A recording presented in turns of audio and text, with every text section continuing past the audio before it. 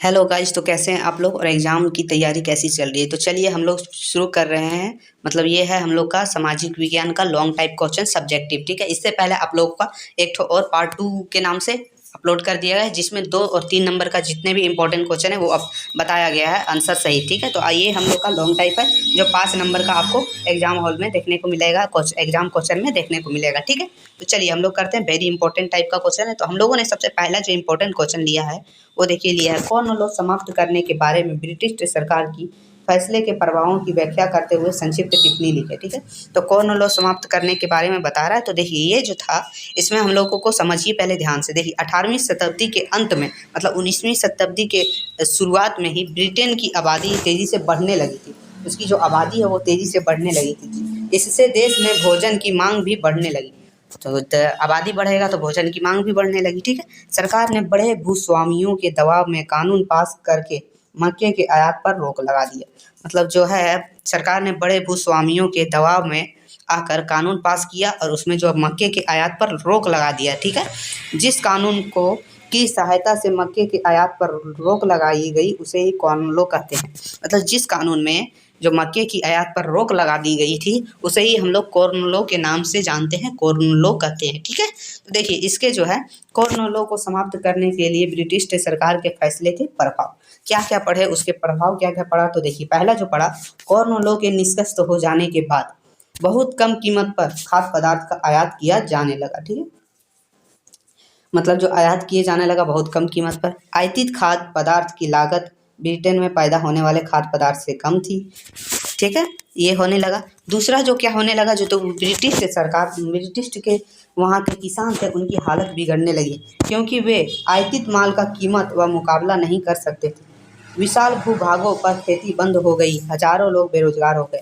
मतलब जो बड़े बड़े ज़मीनों थे वहाँ की जो खेती थी वो बंद कर हो गई और हजारों लोग थे वो बेरोजगार हो गए। ठीक है, जो कि किसान लोग थे वहाँ के उसकी हालत बिगड़ने लगी थी इस कारण से। ठीक है, तीसरा हम लोगों ने लिया है। तो देखिए गाँवों से उजड़ कर वे या तो शहर में या दूसरे देश में जाने लगे। मतलब वहाँ के लोग जो थे गाँव से उजड़ गए, मतलब जाने लगे, छोड़ छोड़ के वहाँ से शहर जाने लगे, या तो कुछ लोग दूसरे देश ही जाने लगे। ठीक है, देखिए जब खाद्य पदार्थ की कीमत में गिरावट आई तो ब्रिटेन में उपभोक्ता का स्तर बढ़ गया।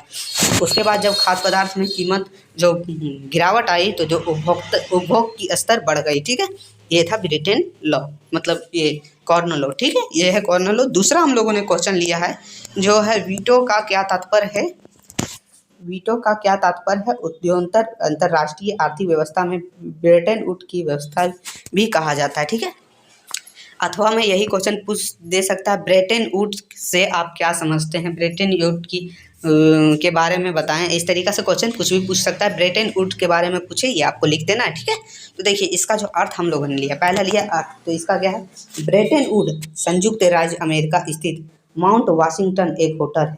ये एक होटल है, वहाँ यह वह स्थान है जहाँ तृतीय विश्व युद्ध के बाद अंतर्राष्ट्रीय व्यवस्था संबंधित एक ऐतिहासिक सम्मेलन आयोजित किया गया था। मतलब द्वितीय विश्व युद्ध यानी सेकेंड विश्व युद्ध के बाद वहाँ अंतर्राष्ट्रीय व्यवस्था के संबंधित एक ऐतिहासिक सम्मेलन आयोजित किया गया था। कहाँ किया जाता था, तो देखिए अमेरिका के वाशिंगटन में। ठीक है, माउंट वाशिंगटन में एक होटल है जिसका नाम है ब्रेटन वुड्स है। ठीक है, चलिए और इसका उद्देश्य क्या है, तो देखिए उद्देश्य में हम लोगों ने लिखा, तो उद्योन्तर अंतर्राष्ट्रीय धार्मिक व्यवस्था का मुख्य उद्देश्य यह है कि औद्योगिक विश्व में आर्थिक स्थिरता एवं पूर्ण रोजगार बनाए रखा जाए। मतलब जो पूरे विश्व में जो है औद्योगिक में आर्थिक स्थिरता मतलब और पूर्ण रोजगार जैसे है वैसे बनाए रखे जाए। इस फ्रेमवर्क पर जुलाई 1944 में अमेरिका स्थित न्यू हैम्पशर के ब्रेटन वुड्स नाम स्थान पर संयुक्त राष्ट्र नैतिक एवं वित्तीय सम्मेलन में सहमति बनी। तो ये क्या हुआ, तो देखिए जब इस फ्रेमवर्क पर जुलाई 1944 में अमेरिका में स्थित न्यू हैम्पशर के ब्रेटन वुड नाम के स्थान जो संयुक्त राष्ट्र नैतिक एवं वित्तीय सम्मेलन में इसकी सहमति बनी। ठीक है, अब हम लोगों ने लिया है आईएनएमएफ की स्थापना। ठीक है, अंतर्राष्ट्रीय मुद्रा कोष की स्थापना सदस्य देशों के विदेश लाभ और घाटे से निपटने के लिए की गई थी। ठीक है। मतलब इसका जो स्थापना है, अंतर्राष्ट्रीय मुद्रा के कोष की जो स्थापना की गई थी वो सदस्य देशों के विदेशी लाभ और घाटे से जो निपटना है उसे मतलब करना है उसके लिए की गई थी। ठीक है। युद्धोत्तर पुनर्निर्माण के लिए पैसे के इंतजाम करने के वास्ते अंतर्राष्ट्रीय पुनर्निर्माण एवं विकास बैंक का गठन किया गया। मतलब उसके बाद जो है ये पैसे का इंतजाम करने के लिए या तो बैंक का गठन किया गया। ठीक है। जिसे आम बोलचाल में विश्व बैंक कहा गया है, जिसे आम बोलचाल में विश्व बैंक कहा गया है, आम बोलचाल में वैसे ही। ठीक है। दूसरा देखिए ट्विस्ट या जुड़वा। इसी वजह से विश्व बैंक की और IMF को ब्रेटन वुड्स संस्थान या ब्रेटन वुड्स ट्विस्ट भी कहा जाता है।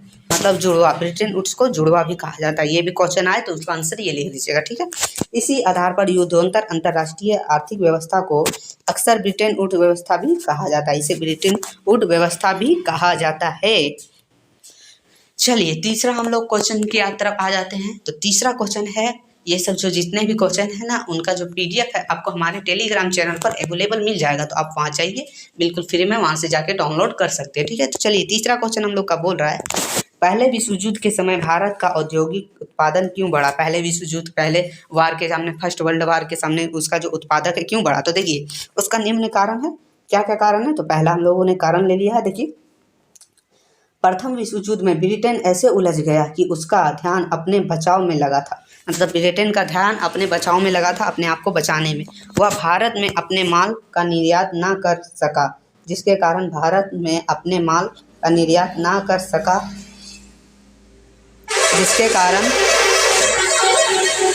जिसके कारण भारत के उद्योग का पनपने का अवसर प्राप्त हो गया। मतलब जिसके कारण जो है भारत के उद्योग का जो पनपने का अवसर, मतलब शुरुआत का अवसर शुरू हो गया उसी समय से। ठीक है।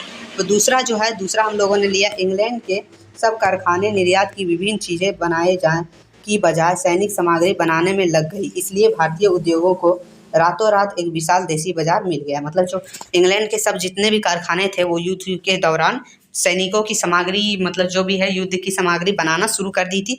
इससे जो क्या हुआ, भारतीय उद्योगों को रातों रात एक विशाल देशी बाजार मिल गया। मतलब उद्योग मिल गया, उन्होंने अपना शुरू कर दिया उद्योग में काम करना। ठीक है। गा जो है, गा का नाम हम लोग लिए, देखिए गा नंबर लिए, एक विशाल देश बाजार मिलने से अतिरिक्त भारतीय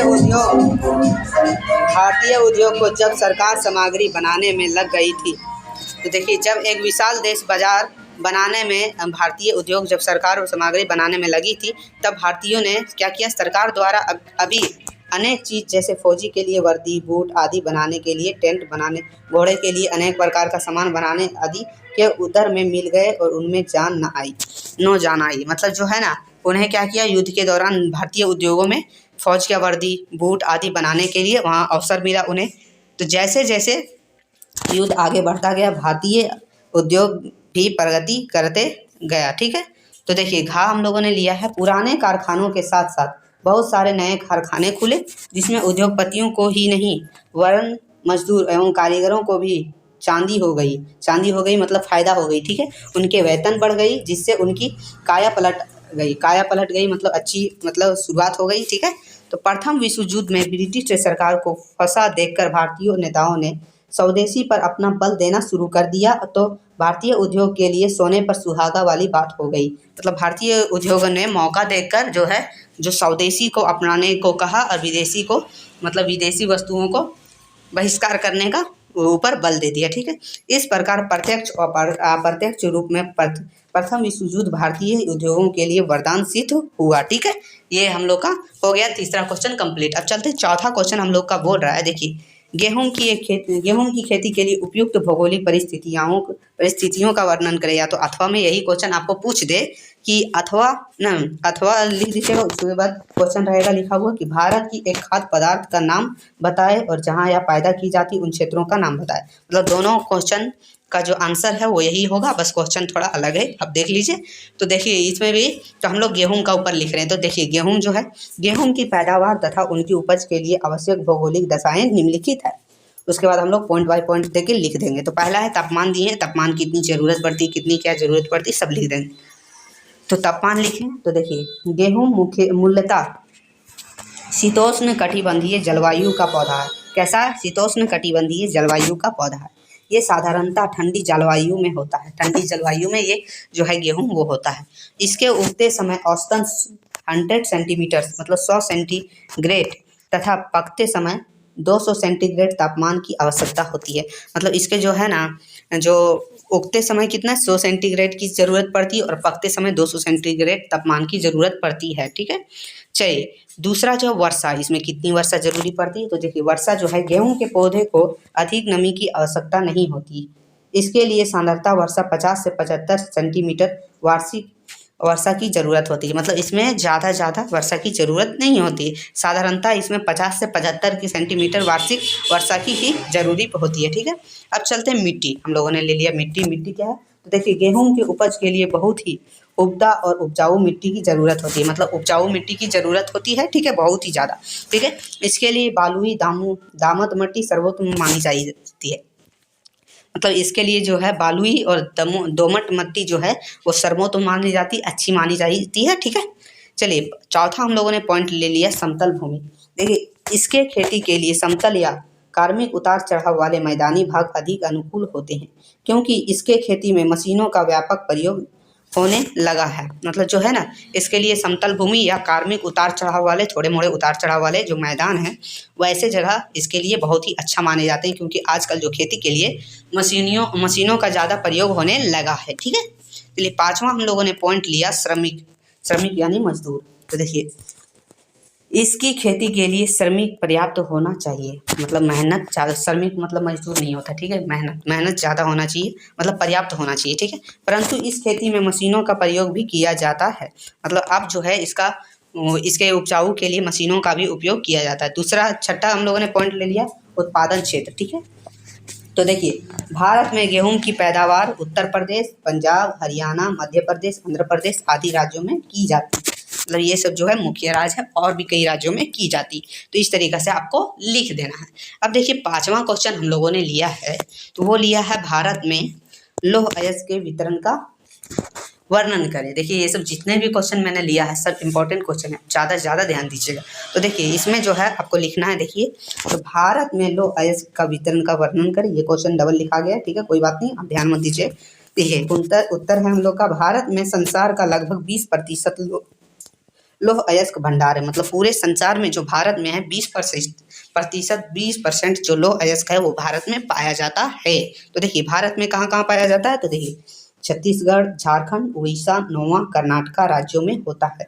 मतलब इसका जो खनन है वो मतलब वो कहाँ कहाँ होता है? छत्तीसगढ़, झारखंड, उड़ीसा, गोवा, कर्नाटका में होता है। ठीक है, इन राज्यों में देखिए इन राज्यों में कुल उत्पादन का 95% से भी अधिक भाग प्राप्त किया जाता है। मतलब इसमें जो है ना, जितना भी मतलब खनन में निकलता है उसमें से जो 95% है वो एकदम प्राप्त कर लिया जाता है। ठीक है, इसके अतिरिक्त और भी कई राज्यों में लोहा पाया जाता है। इसके अतिरिक्त और भी कई राज्य जिसमें पाया जाता है, लेकिन ये सब जो है मुख्य राज्य है। ठीक है, देखिए देश के मुख्य लोहा उत्पादक क्षेत्र इस प्रकार है। तो पहला है छत्तीसगढ़, तो छत्तीसगढ़ लिख के हम लोग देख देना। तो छत्तीसगढ़ है, तो देखिए इस राज्य में अधिकांश लोहा हेमेटाइट किस्म का है।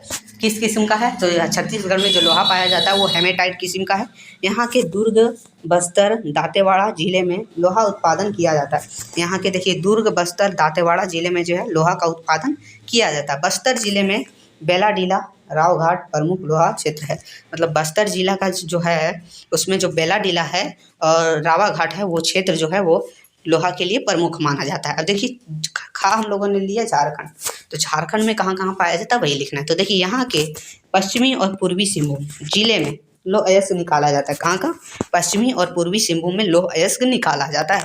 यहाँ के प्रमुख क्षेत्र गुवा और नोवामुंडी है। कहाँ कहाँ? यहाँ का प्रमुख क्षेत्र गुवा और नोवामुंडी। ठीक है, ये सब थोड़ा थोड़ा ध्यान रखिएगा, पॉइंट बाय पॉइंट बना के आप लिख दीजिएगा, अच्छा नंबर मिलेगा। ठीक है, देखिए अगला हम लोगों ने लिया उड़ीसा। तो देखिए यहाँ के सुंदरगढ़, केओंझर और मयूरभंज जिले में लोहा उत्पादन किया जाता है। कहाँ? सुंदरगढ़, केओंझर और मयूरभंज जिले में लोहा उत्पादन किया जाता है। चलिए घा हम लोगों ने लिया कर्नाटक। तो कर्नाटक इस राज्य के चिकमगलूर जिले के बाबूदान पहाड़ी,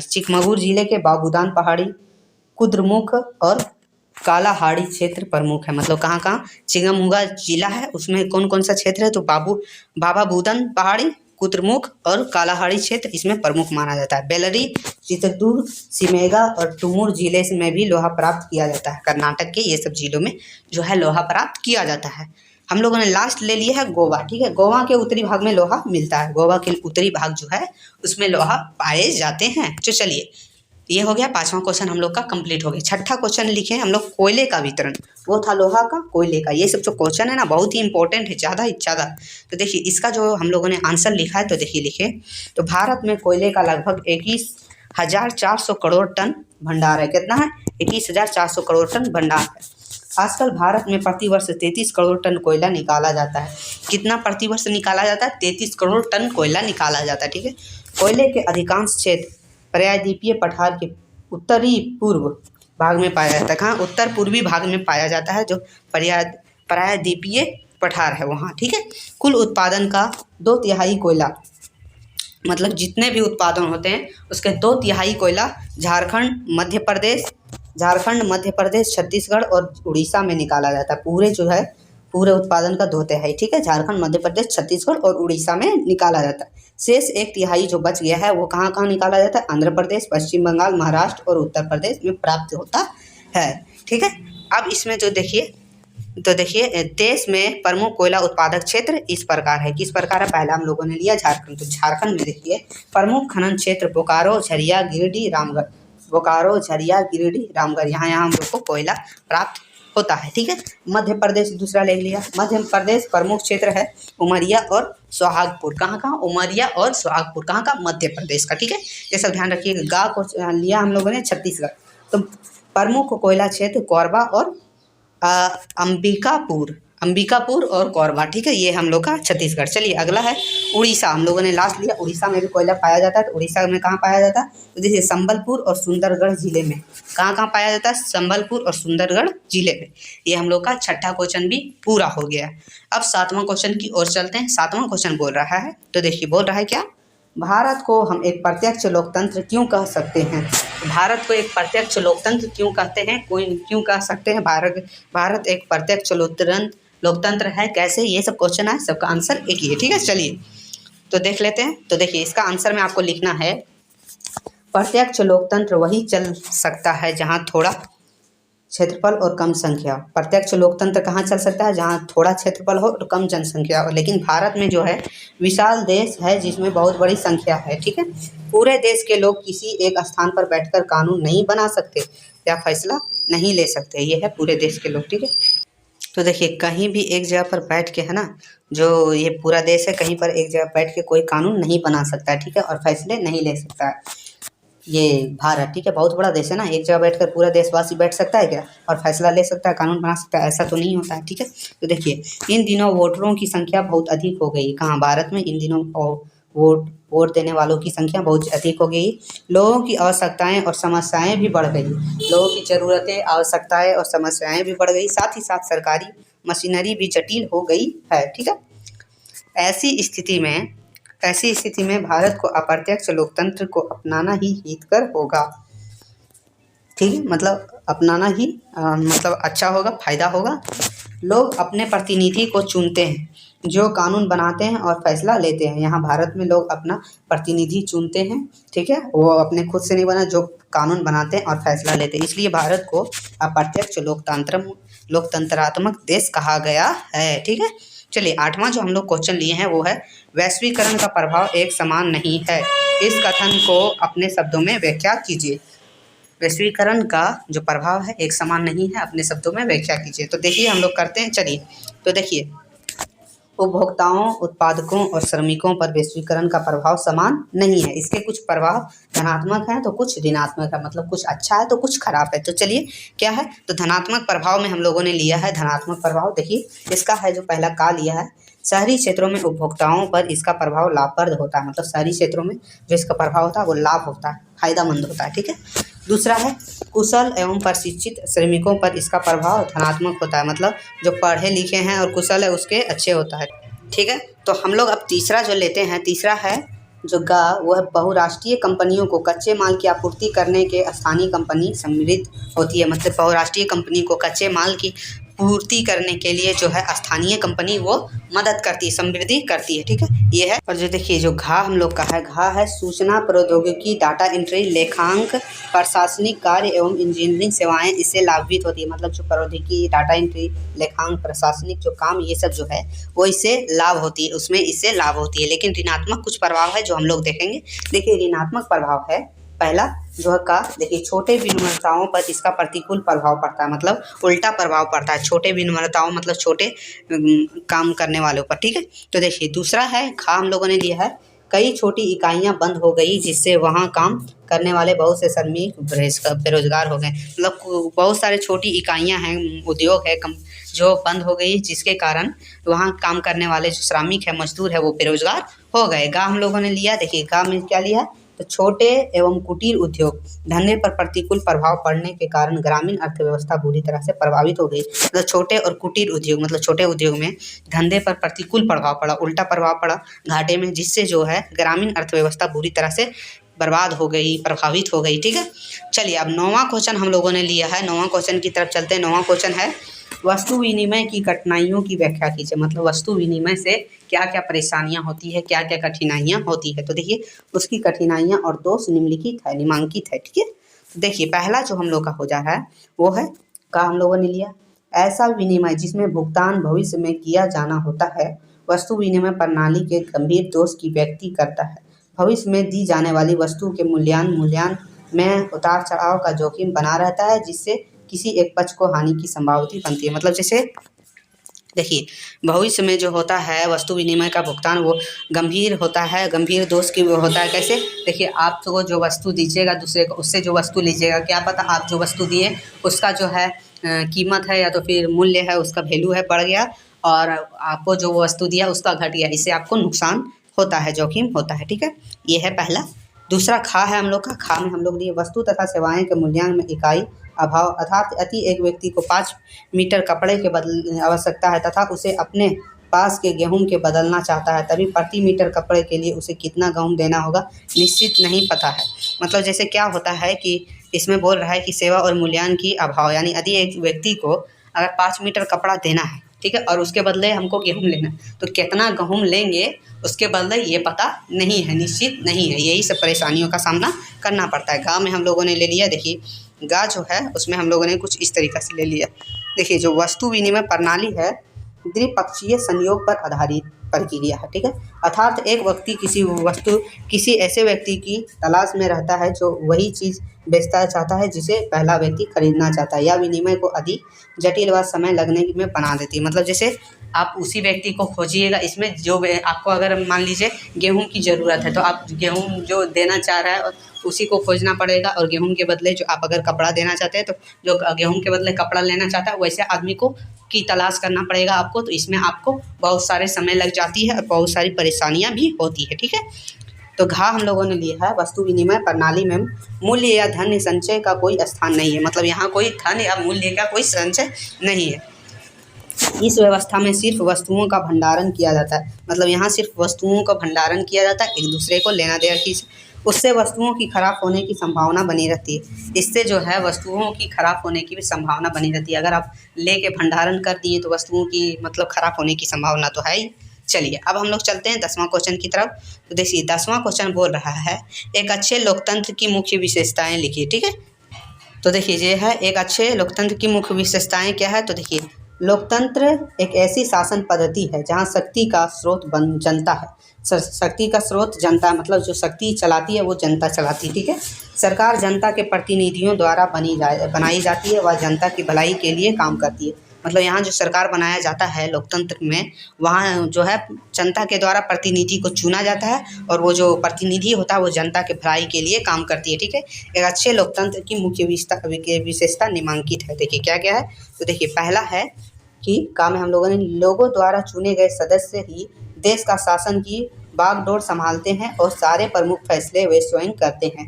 मतलब जो लोगों के द्वारा जनता के द्वारा चुने गए देश के शासन है वही सब संभालते हैं और फैसले वो खुद लेते हैं। ठीक है, ये है पहला। दूसरा हम लोगों ने है खा। खा का क्या है? तो देखिए, लोकतंत्र में चुनाव निष्पक्ष और स्वतंत्र रूप से होता है और चुनाव द्वारा लोग जब चाहे मौजूद शासकों को बदल सकते हैं। मतलब जो चुनाव है उसमें होता है निष्पक्ष और पूरे आज़ादी के साथ होता है। उसमें जब चाहे जनता जब चाहे तब अपने शासक को बदल सकते हैं। ये है। चलिए, गा है। गा हम लोगों ने जो लिया है, गा क्या है? तो गा है लोकतंत्र की तीसरी विशेषता यह है कि इसमें सभी लोगों को सार्वभौमिक व्यवस्थक मताधिकार का नियमों का अनुसार समान रूप से वोट देने का अधिकार उपलब्ध है। मतलब यहाँ जो है ये इसकी तीसरी विशेषता यह है कि यहाँ हर तरह के व्यक्ति को, चाहे वो किसी भी धर्म पे है या तो किसी भी जाति या किसी तरीक़ा से कोई भी किसी को भी वोट देने का मतलब जो है समान अधिकार सबको मिलता है, किसी को भी रोका नहीं जाता है। ठीक है, देखिए घा जो है चुनाव द्वारा चुनी गई सरकार संविधान द्वारा निश्चित बुनियादी कानून एवं नागरिक अधिकारों के सीमा में रहते हुए काम करती है। मतलब जो चुनाव में जो है सरकार चुनी गई वो संविधान के निश्चित बुनियादी कानून और नागरिकों के अधिकार की सीमा में रहते हुए काम करती है। ठीक है, तो ये था हम लोग का 10 क्वेश्चन। ठीक है, इम्पोर्टेंट लॉन्ग टाइप 10 क्वेश्चन था। तो देखिए इसका PDF आपको टेलीग्राम चैनल पर मिल जाएगा। वीडियो थोड़ा सा भी हेल्पफुल लगा तो चैनल को सब्सक्राइब कर लीजिएगा और बेल आइकन को ऑन कर लीजिएगा ताकि जैसे ही वीडियो अपलोड हो आपको तुरंत नोटिफिकेशन मिल जाए। तो फिर मिलते हैं आगे की वीडियो में, तब तक के लिए धन्यवाद।